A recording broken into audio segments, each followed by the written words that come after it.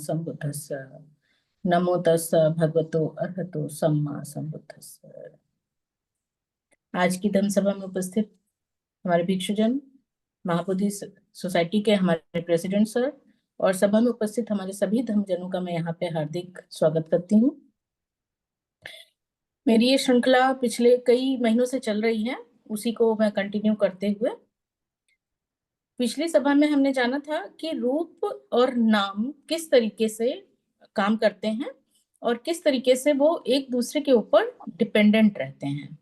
मतलब कि रूप नाम का रूप के बिना कोई अस्तित्व नहीं है और रूप का नाम के बिना कोई अस्तित्व नहीं। दोनों एक दूसरे के डिपेंडेंट हैं, एक दूसरे के साथ मिलकर के ही काम करते हैं और इनका एक मतलब अलग से कोई इनका अपना कोई अस्तित्व नहीं होता है।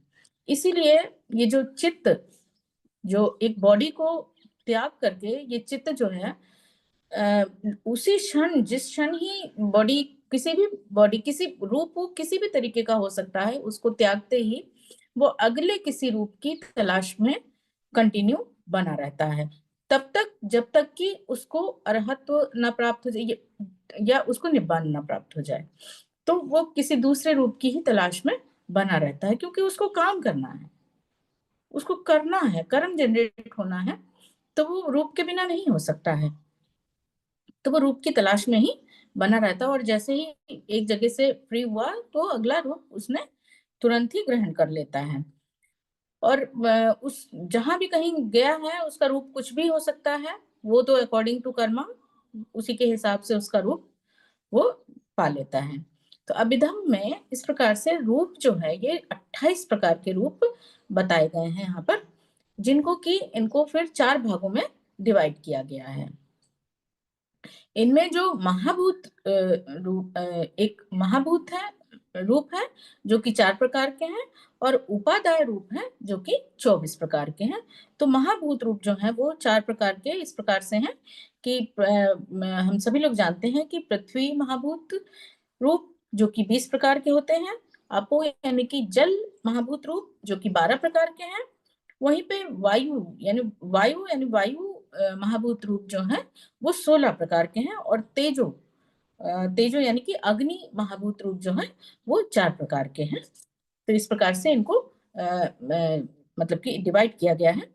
तो सबसे पहले हम देखते हैं कि पृथ्वी महाभूत जो है वो किस तरीके से जो इस रूप में जो पृथ्वी महाभूत है यानी कि जो सॉलिड चीज है वो कितनी है, किस तरीके से है, वो 20 प्रकार की बताई गई हैं, जिनमें से कि 20 इस तरीके से हैं कि केस, लोम, नख, दंत, त्वचा, मांस, फिर नहारू, अस्थि यानी कि जो हमारी बोन्स होती हैं, फिर अस्थि मज्जा, उसके भीतर का जो फॉर्म होता है अस्थि मज्जा, वक्कंग यानी कि वृक्क, हृदय, यकृत, फिर है किलोमकंग, पिहंकंग, पुफ्फुस, अंतंग, अंतंगुणम, उदरम, और फिर है करीसंग और मत्थ लुइंग। इस प्रकार से ये जो 20 प्रकार के ये महाभूत होते हैं रूप के, जो कि सॉलिड फॉर्म में इस रूप का निर्माण करते हैं। सॉलिड फॉर्म में ये जो पार्ट्स हैं 20 प्रकार के हैं, ये सॉलिड फॉर्म में रहते हैं। फिर आपो महाभूत है जो कि 12 प्रकार के हैं, ये हैं पित्त, सेहंग, पुब्बो, लोहितंग, सेदो, मेदो, अस्सु, वसा, केलो, सिंग, गानिका और लसिका, मुत्तंग। ये सारे पाली भाषा के वर्ड्स हैं जिनको कि हम इनका हिंदी में देख सकते हैं कि क्या इनका हिंदी में या इंग्लिश में जो भी इसका मीनिंग होगा। इस प्रकार से तीसरा है वायु महाभूत रूप जो कि वायु के फॉर्म में इस रूप के भीतर रहते हैं। उनमें सबसे पहले 6 प्रकार के हैं। सबसे पहला है उदम वाता, अधोगम वाता, पुच्छी सयावाता, कोत्था सयावाता, अंग मंगानुसारी नो वाता और अस्सा सपस्सासो वाता। ये सारे पाली वर्ड्स हैं। इनको बोलने में थोड़ा सा प्रोनाउंसिएशन हम लोगों की हैबिट नहीं है, तो प्रोनाउंस में थोड़ा सा प्रॉब्लम होती है। फिर ये तेजो महाभूत हैं जो कि 4 प्रकार के हैं। ये पर्दाय अग्नि, परिणा अग्नि, जरा अग्नि और संताप अग्नि। इस तरीके से ये 4 प्रकार के जो हीट फॉर्म में रहते हैं इस बॉडी में, रूप में, तो ये 4 प्रकार से हैं। तो ये जो हमने देखा कि ये महाभूत जो है, ये इनका जो इस प्रकार से 4 भागों में डिवाइड किया था, वो किस तरीके से ये 4 भागों में रहते हैं। उसके बाद है फिर ये उपादाय रूप जो है, ये 24 प्रकार के हैं। अब ये 24 प्रकार से किस तरीके से हैं इस बॉडी में, कि पहले है पसादाय रूप, जो कि 5 प्रकार के होते हैं। विषय रूप, ये 4 प्रकार के हैं। फिर भाव रूप, ये 2 प्रकार के रहते हैं। हृदय रूप, वो एक ही है। जीविता रूप, वो भी एक ही है। आहार रूप, वो भी एक ही है। परिच्छेद रूप, एक ही है। उसके बाद है फिर विंयति रूप, ये 2 प्रकार के होते हैं। विकार रूप, ये 3 प्रकार के हैं। लक्षण रूप, यानी कि बॉडी के लक्षण के अनुसार ये 4 प्रकार के हैं। तो इस प्रकार से ये सारे कुल मिलाकर के 24 प्रकार के उपादाय रूप हैं, जिनसे कि ये इस रूप का रूप में मतलब इस रूप में निर्माण किया, या वो उसको डिफरेंशिएट इस तरीके से किया गया है। फिर आगे होता है, आगे फिर ये बात आती है कि फिर ये जो रूप है ये प्रोसेस कैसे करता है। तो हमारा जो ये चित्त है हर क्षण उत्पन्न होता रहता है, और मतलब उठता रहता है, गिरता रहता है, ये प्रोसेस तो चलता ही रहता है एवरी टाइम। तो ये जो चित्त है ये उत्पन्न होता रहता है, और चित्त जब में क्या चीज उत्पन्न होता रहता है हर समय चित्त में राग, मोह, द्वेष, घृणा, कुशल विचार, अकुशल विचार, यही सब कुछ हर समय अकॉर्डिंग टू कि रूप के द्वारा क्या चीज, मतलब ये पांचों इंद्रियों के द्वारा हम क्या ग्रहण कर रहे हैं, उसी के अकॉर्डिंगली ये रूप, ये सारे जो विचार हैं, ये जो चित्त है वो उत्पन्न होता रहता है। और जिनको जिनमें जैसा ही रूप ये देखता है, मतलब चक्षु के द्वारा हम जैसा देख रहे हैं, कानों से जैसा सुन रहे हैं, तो राग उत्पन्न हो रहा है, फिर मोह उत्पन्न हो रहा है, उसी के हिसाब से द्वेष उत्पन्न हो रहा है। तो ये कुशल और अकुशल विचार, ये सारे कुछ उत्पन्न होते रहते हैं। तो हमने पिछली बार हमने देखा था कि चित्त अकेले नहीं काम करता है, इसको काफी पिछली बार डिटेल में देखा था। तो चित्त जो है, ये चित्त किसके साथ काम करता है, चैतसिक, चित्त के साथ चैतसिक काम करता है। और ये चित्त और चैतसिक मिल करके ही किस चीज का निर्माण करते हैं, कर्म का निर्माण करते हैं। और वो कर्म कुशल हो सकते हैं और अकुशल, तो मतलब कुशल या अकुशल, दो ही तरह के निर्माण होंगे। और तीसरा भी है कि कुशल या अकुशल बीच में जो उपेक्षा भावना जब जागृत होती है, तो फिर हम एक नॉर्मल वे में फिर कर्म उसी तरीके से जनरेट होते हैं। फिर अब जब ये कुशल और अकुशल चित्त और चैतसिक मिल करके ये कुशल अकुशल का निर्माण कर रहे हैं, तो इससे क्या जनरेट हो रहा है, इससे क्या मिलता है, विपाक मिलता है। फिर इससे यानी कि इसका फल, यानी उसका रिजल्ट, जो कुछ भी चित्त और चैतसिक मिलके करते हैं, कर्म जनरेट हो गए, यानी वही विपाक है, उसका फल मिलता है। तो एक तरीके से हम ये कह सकते हैं कि चित्त चैतसिक ने मिल करके जो चीज जनरेट की, उसका रिजल्ट क्या हुआ, उसका रिजल्ट क्या है, रूप। यानी कि रूप क्या है, रूप एक विपाक ही है। एक तरीके से हम देखा, अगर गहन चिंतन करें तो हम पाएंगे कि रूप क्या है, किस किस आधार पे हमको रूप ये मिला है, वो कर्म के ही आधार पे मिला है। तो एक तरीके से ये जो हमें काया मिली है, ये रूप मिला है, वो चाहे मनुष्य योनि हो, चाहे जितनी 84 योनियां जितनी भी हैं, उन सब में कहीं भी जाकर के ये चित्त गिरा है जाकर के, तो उसने किस उसका परिणाम क्या है, वो जो पाया है, विपाक, परिणाम स्वरूप, फल स्वरूप, उसका जो विपाक है, वो रूप को उसने ग्रहण किया है जाकर के। तो पूर्व के चित्त और प्लस चैतसिक मिल करके ही इस रूप को प्राप्त करते हैं, यानी इस विपाक को प्राप्त करते हैं। तो इस तरीके से हम ये कह सकते हैं कि, क्योंकि अभी हमने देखा कि चित्त और चैतसिक को हर समय एक रूप की ही तलाश रहती है, वो रूप के बिना कोई काम ही नहीं कर सकता, कुछ नहीं कर सकता। उसी तरीके से रूप है, रूप अकेला कुछ भी नहीं है, कि एक इंस्ट्रूमेंट है। जब तक ये इंस्ट्रूमेंट में कोई हम उस मीन्स, अगर ये एक एग्जांपल ले लें कि कंप्यूटर है, तो एक डब्बा है प्लास्टिक का, वो खाली उसी तरीके से ये बॉडी जो है, मांस, हड्डी, मांस और ये चार महाभूत जो हमने देखे हैं, उनसे मिलकर के बना हुआ एक, ये केवल एक सिस्टम भर है। और ये चित्त और चैतसिक क्या है, उसके सॉफ्टवेयर है। तो जब तक ये सॉफ्टवेयर नहीं इसके अंदर होगा, तब तक कि वो खाली डब्बा कंप्यूटर है, वो किसी काम का नहीं होता है। तो ये चित्त और चैतसिक उसके इस अस्थि मज्जा से, चार महाभूतों से बना हुआ जो ये बॉडी है, ये काया है, उसका सॉफ्टवेयर है। तो ये दोनों मिलकर के ही काम करते हैं। तो इसीलिए फिर चित्त को एक सॉलिड फॉर्म की जरूरत होती है, रूप की तलाश रहती है, और रूप को अपना वर्क करने के लिए उसको चित्त की तलाश रहती है, चित्त चित्त की जरूरत रहती है।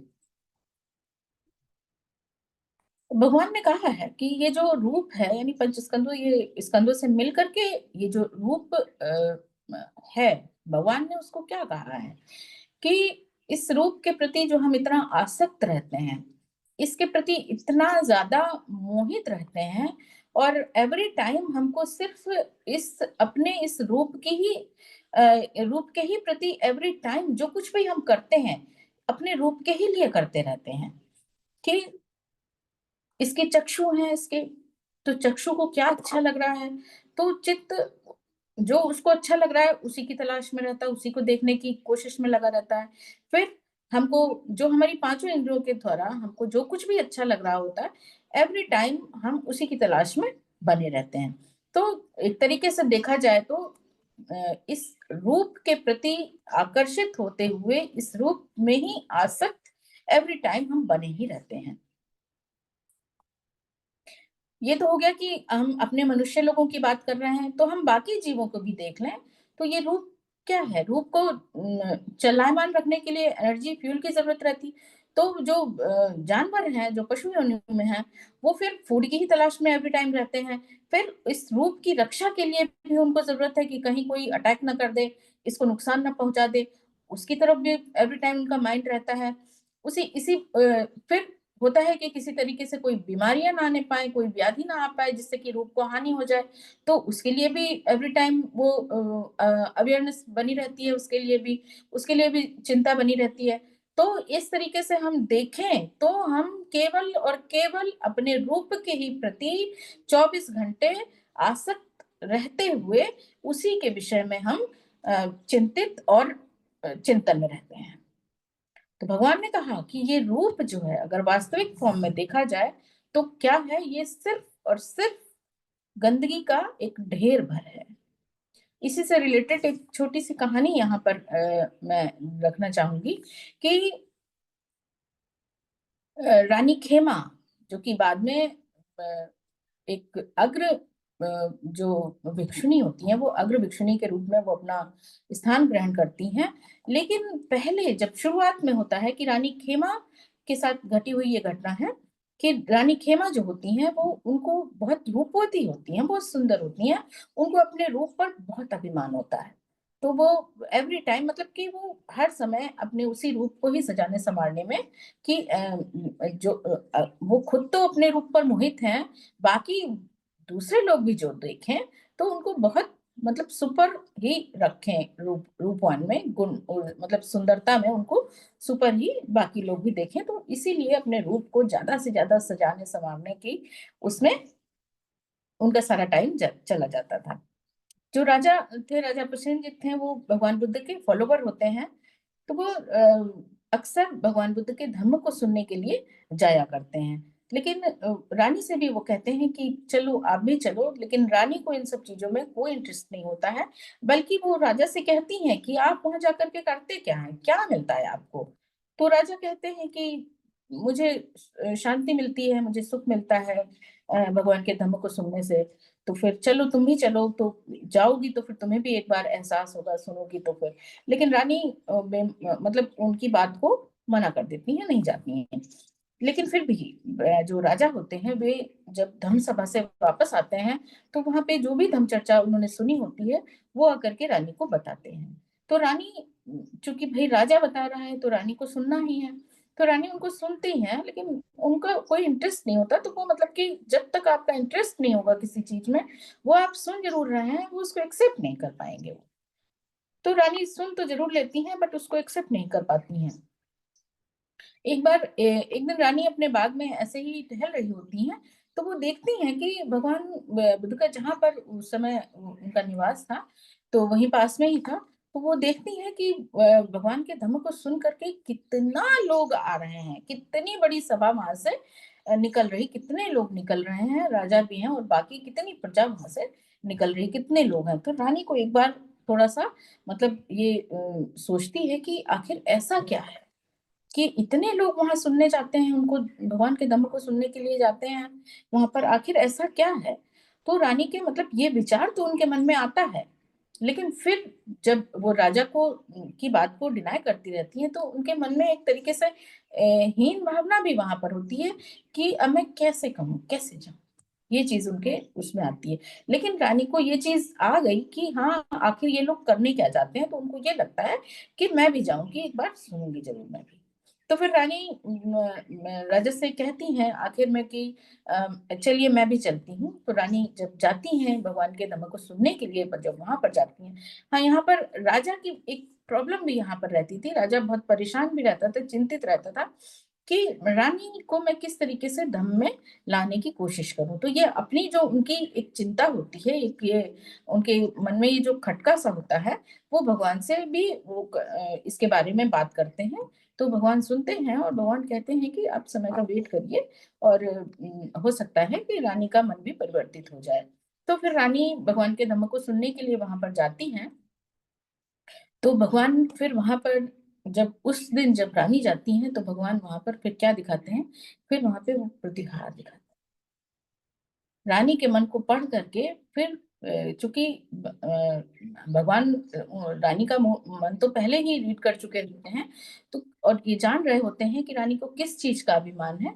तो रूप से रिलेटेड ही वो वहां पर प्रतिहार दिखाते हैं कि भगवान के बगल में ही कोई एक सुंदर सी स्त्री पंखा सा झल रही है उनको, और उसकी पहले तरुणावस्था दिखाते हैं, फिर उसकी युवावस्था, उसके बाद फिर वृद्धावस्था, उसके बाद फिर वृद्धावस्था के पश्चात उसका जो बॉडी है वो कंकाल स्वरूप, मतलब कि वो जो सॉलिड फॉर्म है, और जो उसके पश्चात वो जो महाभूत है वो किस तरीके से छिन्न भिन्न हो रहे हैं, वो सारी चीजें वो वहां पर उसको उनको दिखाते हैं। तो ये प्रतिहार केवल केवल रानी ही देख रही होती है, बाकी सभा में उसको कोई नहीं देख पाता है।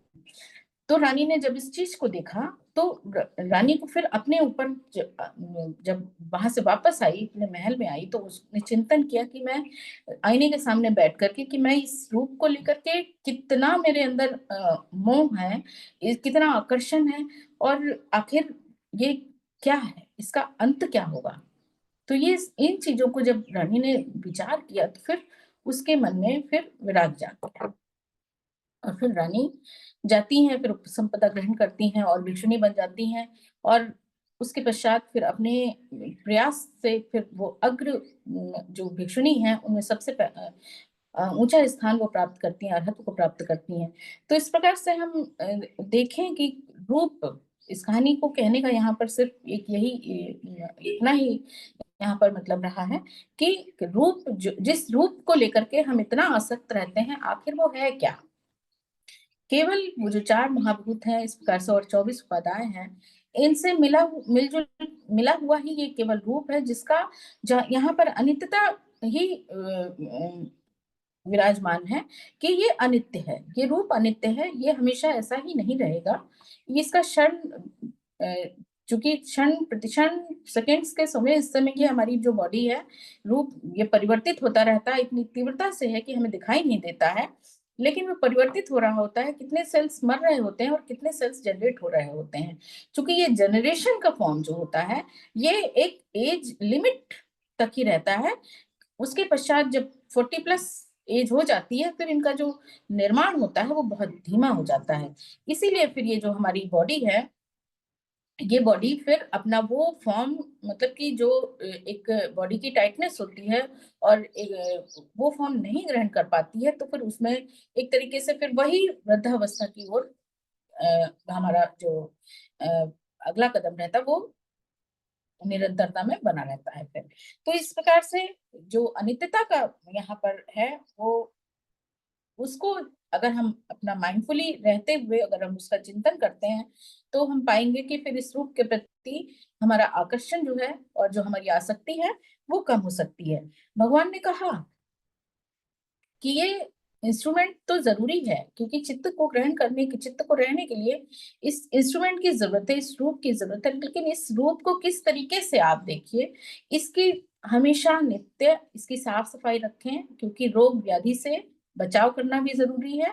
उस इसलिए इसकी साफ सफाई करें, इसको इसकी जो जरूरतें हैं उनको भी पूरा करना ही हमारा कर्तव्य भी है। तो लेकिन आसक्त होकर के, आसक्ति में रह के नहीं, ये इंस्ट्रूमेंट है, बस इतना सोच करके, इतना ही करते हुए हमें इसकी जरूरतों को पूरी करते रहना होगा। तो इस प्रकार से ये जो रूप है ये नाशवान है, अनित्य है। तो इसको जब हम इस बात को मान लेते हैं, तो फिर हम पाएंगे कि फिर जो कुछ भी घटित होगा उसके प्रति हमारा जो दुख है वो कम हो जाएगा। फिर राग भी कम होगा, मोह भी कम हो जाएगा। इसी रूप को देखकर ही जो अभी चक्षु विज्ञान उत्पन्न होता है, तो राग उत्पन्न होता है और मोह जनरेट होता है, तो यानी कि कर्म फिर उसी तरीके से जनरेट होता है। तो यहाँ पर फिर हम एक चीज का हम यहाँ पर किस तरीके से हम हमारे मन में जो अगर राग भी उत्पन्न हो रहा है तो उसको कंट्रोल हम कैसे कर सकते हैं। तो यहाँ पर हमको ध्यान रखना होगा कि शीलों का बहुत बड़ा महत्वपूर्ण रोल यहाँ पर आ जाता है। कि फिर पंचशील, पंचशील हमें याद रखने की जरूरत होगी, क्योंकि पंचशील जो है वो एक बाउंड्री का काम करता है और एक तरीके से एक पैमाना भी निर्धारित करता है। क्योंकि किसी भी रूप को देख करके स्वाभाविक है कि चक्षु विज्ञान उत्पन्न होगा ही होगा, लेकिन वो हुआ है उसको कंट्रोल में कैसे करेंगे। तो सबसे पहले शीलों का जितनी हमारी प्रैक्टिस रहेगी उतना ही इसका इफेक्ट कम रहेगा। हमारे जो कुछ भी रूप का हमने संज्ञान किया है उसका इफेक्ट कम हो जाएगा फिर। तो इस प्रकार से अपने रूप के प्रति आसक्ति को कम करते हुए और चिंतन के द्वारा हम इस पे कंट्रोल पा सकते हैं। रूप और नाम चूंकि दोनों एक दूसरे के डिपेंडेंट हैं और दोनों को एक दूसरे की निर्भरता है, तो एक दूसरे की जरूरत दोनों को ही रहती है। तो इस प्रकार से इस रूप की देखभाल, साफ सफाई की तो जरूरत है ही, जिससे कि तमाम बीमारियों से हम बच सकें। और चूंकि चित्त को कार्य करने के लिए रूप की जरूरत है, और इसलिए और भी ज्यादा इसकी सुरक्षा की जरूरत आवश्यकता हो जाती है, लेकिन बिना किसी आसक्ति के। इसी के साथ मैं आज अपनी वाणी को यहीं पे विराम देती हूँ। सभी लोगों ने मुझे ध्यान से सुना, सभी का बहुत बहुत स्वागत। सबको